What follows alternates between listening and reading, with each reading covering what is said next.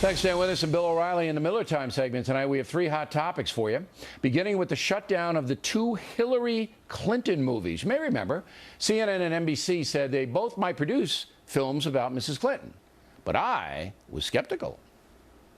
I'm going to predict that neither movie is going to be made before 2016. I don't think it's going to happen.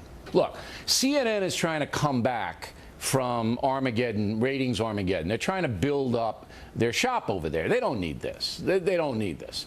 NBC's already labeled a far-left network. They already have problems in there. Last week, CNN and NBC said they were dropping the films. Miller is otherwise occupied this evening, but I talked with him last night.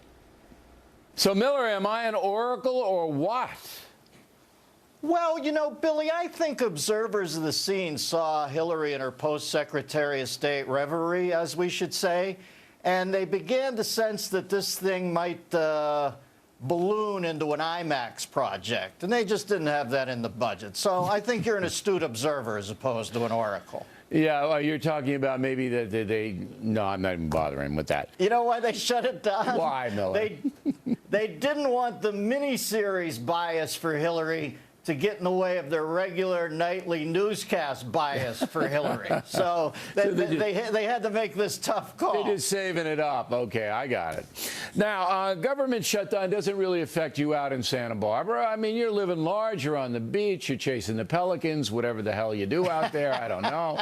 But the government shutdown doesn't really affect you, does it?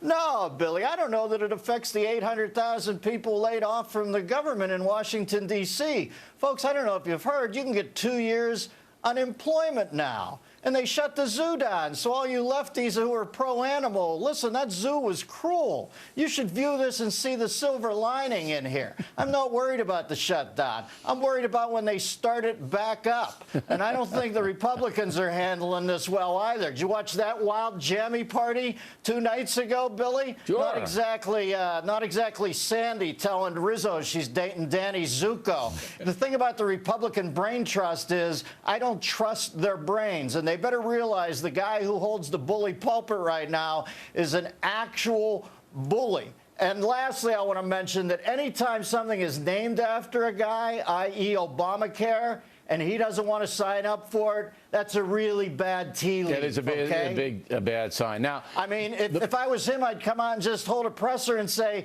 listen, I want to talk to you about MeCare, not Obamacare, MeCare. And I'd take a laptop and I'd sign in and become participant number 1. He'd lay waste to the Republican Party for the next 40 years. Just say, I'll sign up for it. But he won't, and that tells me everything I need to know.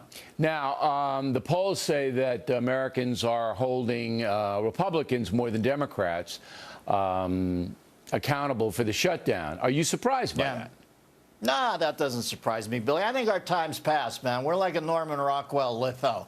I think that we live in a country now where it's pretty well understood that the one physical malady that won't be covered under Obamacare is busting your ass, all right? And we might not crash this now, but it's going to crash itself down the road. And I kind of like what Ted Cruz did, just sending up a signal flare that said, we aren't part of this.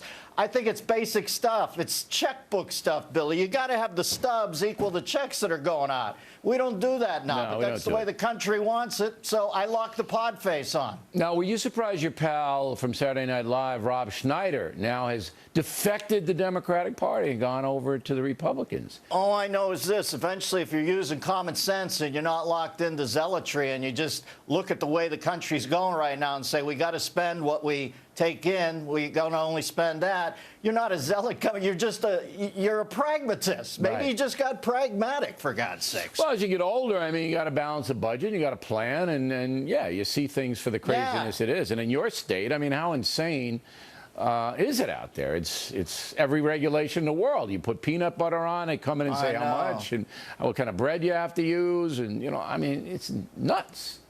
Billy, I feel like in the state of California, and I am getting older, by the way, my prostate's turned into a jujube, but I feel that in the state of California, I might turn all my funds over to Sacramento because I think I'll have more access to them as a petitioner as I do the actual proprietor. That's right. So maybe I'll go that way since they're getting back. more than half now. All right, finally, did you see the 60 Minutes profile on Killing Jesus and me, your humble correspondent? Did you check that out?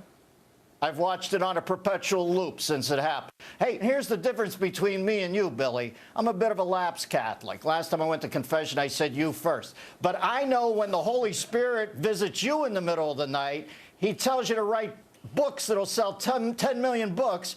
When the Holy Spirit visits me, he says, buy O'Reilly's next book, retail. Then he just flies out of the room. That's the difference between our lives. Don't you think that maybe the Holy Spirit, both you and I, when we're on stage at the Boulder Fresher show, I mean, don't you think there might be a little inspiration coming down there? And I think the Holy Spirit says, I wish I was God the Son so I could make a buck and get into that VIP line and meet these two geniuses. Yeah, sure he does.